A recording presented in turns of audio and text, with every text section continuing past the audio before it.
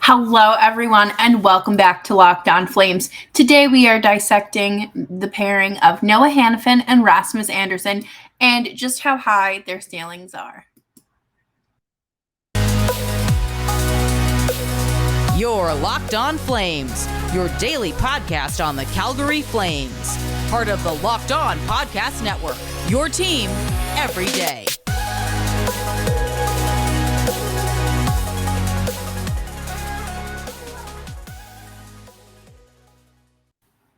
Hello, everyone, and thank you so much for tuning into today's episode of Locked On Flames. As always, I'm your host, Jess Belmosto, and I am so appreciative of you being here, whether you're listening on Spotify, Apple Podcasts, Stitcher, Audible, Odyssey, or tuning in on YouTube.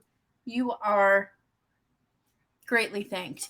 And of course, make sure that you are subscribed for free wherever you're listening because, well, it's free and you never want to miss an episode of Locked On Flames. Today we are dissecting Rasmus Andersson and Noah Hanfin seasons. These two were paired together for all even strength situations throughout the season, and I figured it would be a great time to kind of break it down and see where they're at and what the potential is. So they had big shoes to fill this season because Gio left. Both are very young defensemen. They're 24, 25 years old. And Rasmus Andersson has only been in the league a few years and is playing. He was drafted in 2015 and is playing in the NHL full time. So both learned under Gio and have taken steps to be the better defenseman. But to start, we're going to talk about Noah Hanfin. Noah Hanifin's season ended, or the shortened season ended, with him needing shoulder surgery. And, you know, he was unfortunately sidelined for the remaining, I think, like 6 or 7 games of the season. But he was able to come back and have a bounce back year. He played all but one game and tied his career high 10 goals and set a career high with 48 points. And I think that is a step in the right direction. That is an increase in goals from the season before. And he is taking steps in having more of an offensive presence. And I do want to say that he also took steps to have a stronger defensive presence as well. You know, he was going down in the corners. He wasn't afraid to poke check and to, get in the other player's space and really work in his own zone. So it wasn't a negative season for him at all. But his postseason, which we're going to talk about in just a minute, is a whole different story. And something I did notice about Noah Hanfin is that he's never played a complete season. This year he missed one game. The year before he was dealing with that nagging shoulder injury. And then the year before that was COVID. And then I think the year before that was when he was traded, and it looks like he didn't play a complete season either. And if that isn't the season he was traded, it was the one before. And he still was not playing a full season, regardless of what the circumstances were surrounding it, But again, I do think that he took steps during the regular season. You could see him visibly skating faster, protecting the puck more, and making an effort to defend. But it was not memorable enough to not be overshadowed by the lack of effort there in the series against Edmonton. And this, I got the notification that McDavid had scored before I saw it on TV. So I just turned the TV off. I didn't watch him score. I didn't do that until later that night. By later that night, I mean 20 minutes later. And I watched the breakdown of the play, and it started with Noah Hanfin just not going after the puck. Like, he very haphazardly, like, went after the puck. Like, there was no sense of urgency or anything. And then it's not just him. Like, Gaudreau was there too, who passed up an opportunity to protect the puck as well. And it just wasn't there. Like, the wind was gone out of his sail. But I just really think that he disappeared this postseason. It wasn't, I don't think it, I don't know, because I don't think that he is a bad player. I think that he is a great player, or a good player, and he took steps, and he's at that age where he is, or he's at that point in that career where he's taking that next step, and that he's, what's the word I'm looking for? He's making that leap, and he's supposed to be making these improvements to his game. And he's even said it, I believe it was an article last off season, talking about how he wants to play at this next level. And you can want all you want, but it's a matter of putting in the effort. And it's not just an 82 game season where that effort is required. It is your postseason as well. And I think, he has 2 years left on his contract before he enters free agency as a UFA. And that will be his, big contract. And he still has room to grow. I'm not saying he's at his ceiling by any means. I think that there is still room for improvement, and he's going to grow. But I want more. I absolutely want more from him. And I think it's reasonable to expect more from him, especially when he's paired with Rasmus Andersson, who is doing nothing but trending upwards and has his entire career. And we're going to take a quick break and talk about Bet Online. And when we come back, we are absolutely going to talk about Rasmus Andersson and him being this comeback kid. But before we do that, let's take 2 seconds to talk about Built Bar. Actually, I lied. It's not Bet Online. It's Built Bar. Sorry. I actually got an order of Built Bars in the mail yesterday, and they were the new flavor of mud pie. And they come in the mud pie bar and the mud pie puff. And I am so happy, like, that I tried it.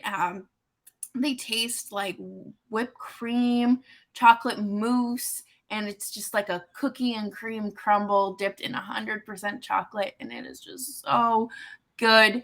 And they're good for anybody who's interested in watching their macros. There's only 150 calories in it and 8 grams of sugar, so it's not a bad treat, And they are absolutely delicious. And all of the Built Bars are covered in 100% chocolate, and they are healthy and delicious.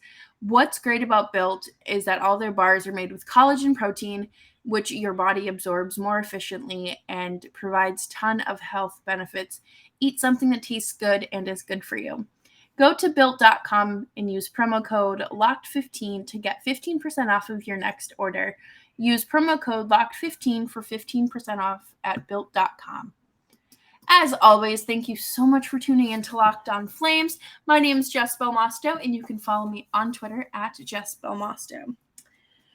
Rasmus Andersson was drafted in 2015 and has, like I mentioned earlier, had a steady progress of trending upwards. He is becoming a better player. He has taken stride after stride to be the best defenseman possible, and he learned directly under Mark Giordano because they were defensive partners for a few years. And he's 25 years old, and I think that he has a very high ceiling. I think that we are just getting started to see that true potential and that true talent of Rasmus Andersson. And him and Noah Hanfin, like I mentioned earlier, were paired together for 5-on-5 even strength hockey. And Rasmus Andersson actually saw some time on on special teams. He was rotating between the first power play unit and the second power play unit. So, he is trusted. He led defensemen with time on ice as well. So, clearly Daryl Sutter has a lot of trust in this guy.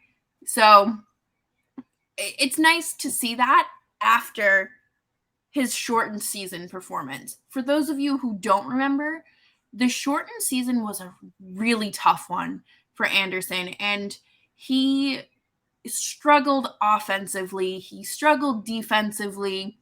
And, a lot of it, I think, was due to things outside of hockey and outside of the ice that, you can't really control. He had just become a new father. And could it have been the stress of that? And the stress that comes along with being away from family and friends during the pandemic, because he's Swedish. And he clearly couldn't see his family. His family couldn't come see the new baby. Like, sometimes there are things that happen outside of hockey and the mechanics of hockey that impact a player's game. And I think that needs to be looked at like more seriously and taken into consideration more often than not. And again, that is just me speculating, but I think that those are fair, judgments to make, because again, they're human beings. And, I think a lot of people were stressed during that time. And especially being an international player, he wasn't able to, go home, and he wasn't able to have family there. And the stress of becoming a new parent, now I'm not a parent, but I hear how horrible it can be, or not how horrible it can be, but how stressful and exhausting it can be. And, that's obviously going to play into someone's hockey and work performance, regardless of what level you're at. But he took steps this season that everyone should be proud of. And I think that he looked so much more confident in himself, in his play, in just his overall performance. And I'm telling you right now that a player who is not confident does not shoot the puck the way that he did from 132 feet away in the postseason or at all. No one is doing that if you don't have confidence. And, Rasmus Andersson was exuding confidence this offseason.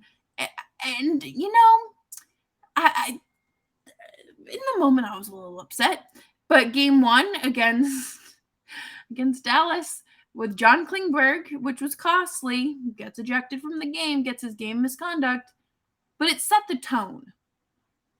It set the tone for the game, set the tone for the series, and it let the Stars know that they're not messing around. This isn't going to be some walk in the park like it was back in 2020. And for Klingberg to call Andersson a fake tough guy, when, I mean, he's not a fake tough guy. He's a little bit of a pest. He's 6'1", 214 pounds. Like, he's not a big guy, but you're not fighting Zdeno Chara.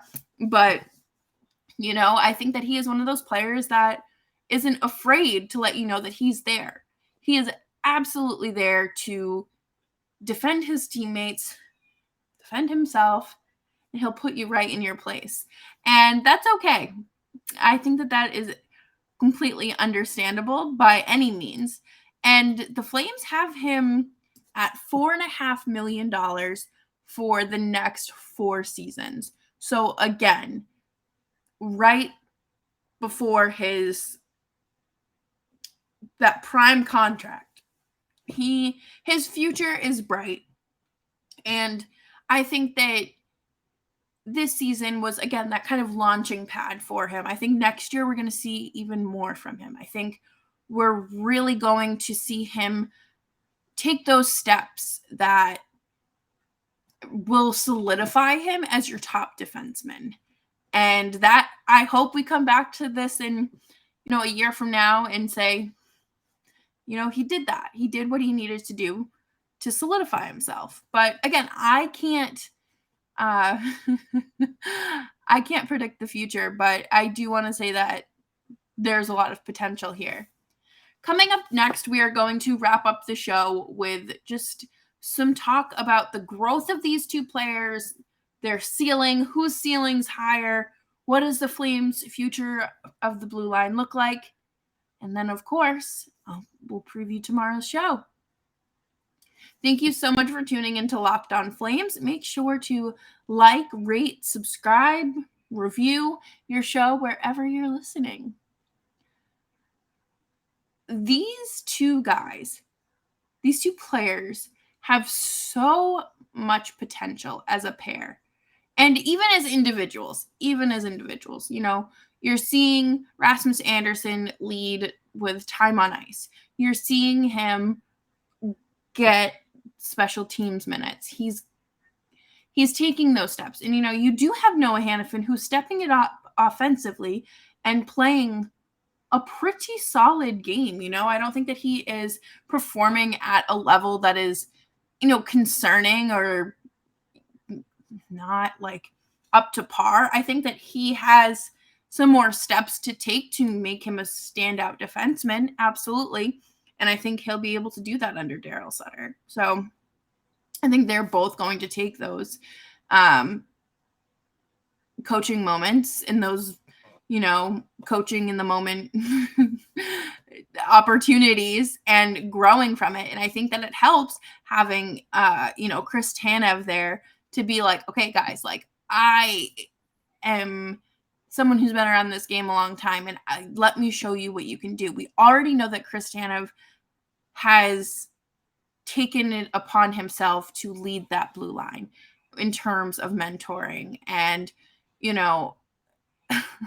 it feels so weird to call Noah Hanfin a veteran because he's like 24, 25 years old, but he is because he came out of the first round and just made his case and has been in the NHL since. Rasmus Andersson was drafted in 2015 and and has played a 1, 2, 3, 4. Okay, 1, 2. So it's his fourth season, really, in the NHL. So he is definitely like gaining his footing and finding his traction. Do I think Anderson's ceiling is a little bit higher? Yes. Do I think that's because Noah Hanfin went the college route? Probably. Do I think that college is always a bad thing for these players? No, because you look at players like Johnny Gaudreau, Jack Eichel, Cale Makar, like, you see it with them, but it might not, it could just be with just the player that Noah Hanfin is. I think that they haven't even come close to their ceiling, but I do think that Rasmus Andersson's is higher. But I would love to see Hanifin prove me wrong. I would love to be proven wrong. I hope that they are both successful. Obviously, I'm not wishing the downfall of one or the other, but I think it's really exciting to watch these two young players lead this blue line and take it to this next level, especially with what is more than likely going to be some prospects stepping up. I think that the Flames will go after some defensemen in free agency. I don't see them re-signing Goodbranson and Zadorov. I think it's going to be Zadorov over the two. But, I think the future is very bright for the blue line. And especially with the prospect pool that they have. They have Valimaki and Connor Mackey. Like, it's definitely not as bad as it could be. So, I give both of them, a round of applause for their season as a group. They get an A Noah Hanfin gets a B+, and Rasmus Andersson gets an A-. So definitely looking forward to their next steps in this upcoming season. But tomorrow I will have some fun. We'll do some Chris Tanev and Oliver Shillington talk tomorrow, because I think that is another interesting pair that we can break down. And, the old dog, the new dog, can you put them together and make it work in a truly successful way? We'll have to see. But thank you again for tuning into Locked On Flames. As always, you can find the show wherever you get your favorite podcasts: Stitcher, Spotify, Apple, Audible, Odyssey, YouTube. And you can follow me on Twitter at Jess Belmosto, and I will see you all tomorrow. Bye-bye.